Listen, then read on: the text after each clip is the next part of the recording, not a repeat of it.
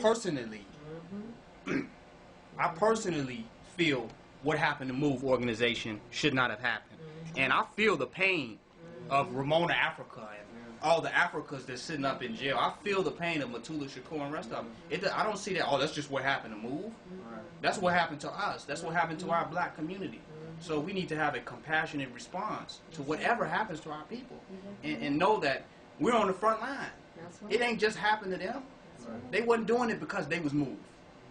You know, they wasn't doing that because they was the Black Liberation Army. They was doing it because these individuals was black and outside of their grasp of control and manipulation and ruling over them. That's why they did them. So how do we have a successful organization? It's like being a son and they got your father captive. How do you go into power? How can you go? How is there a throne of rulership for you to rule now? And your father's captive. The first line of business when you get into power is to free your father. That's right. What do you rule? That's right. How can you start a new black organization and you ain't did nothing to help the ones that have already existed? How can you become a new freedom fighter and you can't free up no fighters? You know what I'm making? Right. It's a reality. I mean, so we want to build a once again, it's a Disney World attitude. Yes. That I can just somehow create my own Disney World, my own Never Never Land, where the European never gonna touch me, but somehow he's not gonna do to us what he has done to other people who have existed. The only way that we can protect ourselves is alleviate the sufferings that he has already caused to us to our people. That's the only hope that we had to have a successful institution. And by being able to alleviate those sufferings, we master suffering alleviation.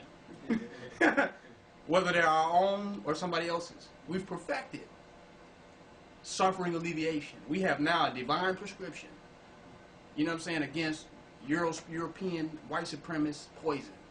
We have the antidote. And we're perfecting the antidote. And that's what revolution is. Revolutionary strategy is about. Perfecting the antidote against white poison. It's for our communities and our societies and our groups. And that's the whole process. Perfecting that. Yeah. Not being another great speaker. You know what I'm saying? Not becoming another notable black person or another teacher. But perfecting the remedy. Being able to remedy these manner of problems and atrocities that's ailing our communities. That's the real and only work. Outside of that, it's just Hollywood. It's Hollywood.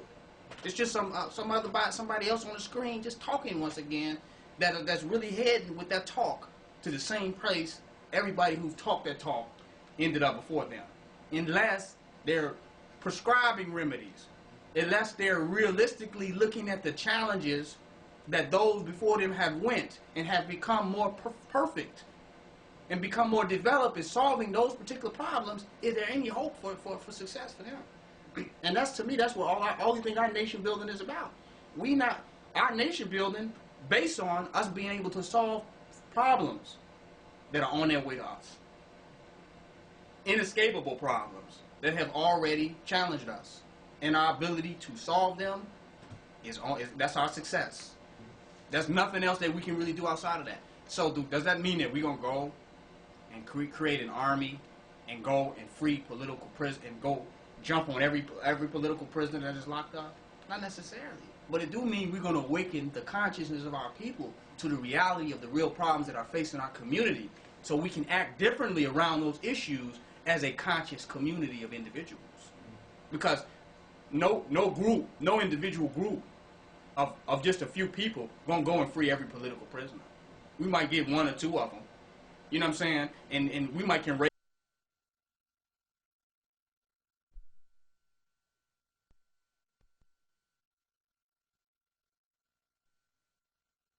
Boone is the average personality of the black person.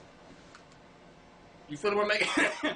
We might be able to go save one or two political prisoners, raise court fees and get them out, and we might be able to go get guns and liberate some of them like they did Assata Shakur.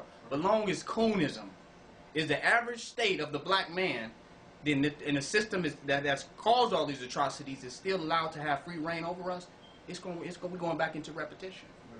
We're going back into repetition.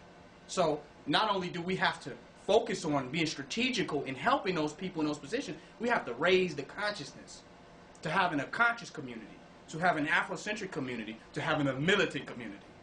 Well, people are not proud about just being Afrocentric anymore. They're not proud about being militant. They saying, you a militant? I'm a militant. You know what I'm saying? Literally.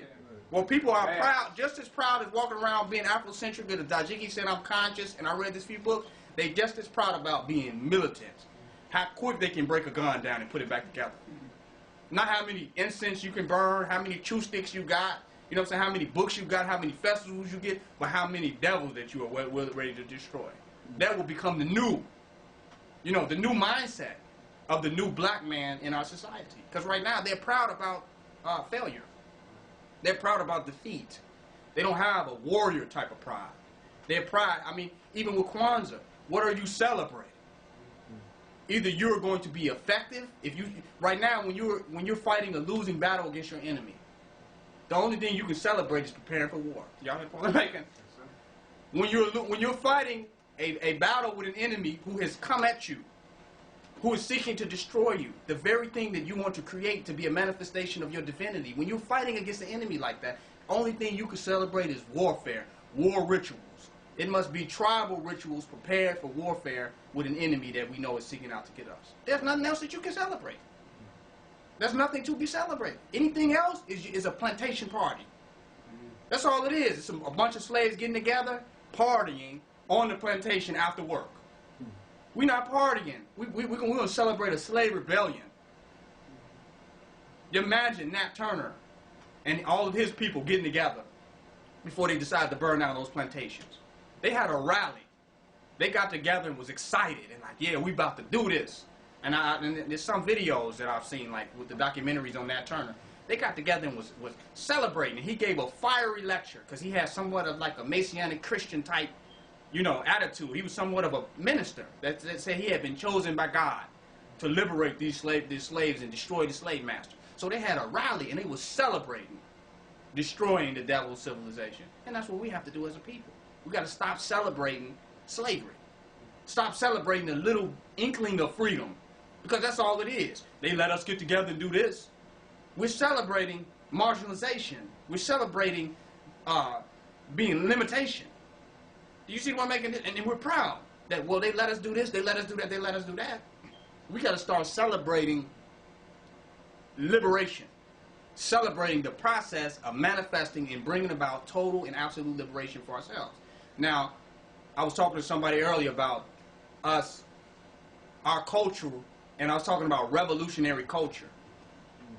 And I was saying that we have a culture where we are proud about a passive attitude against the conditions and situations that we have as a people.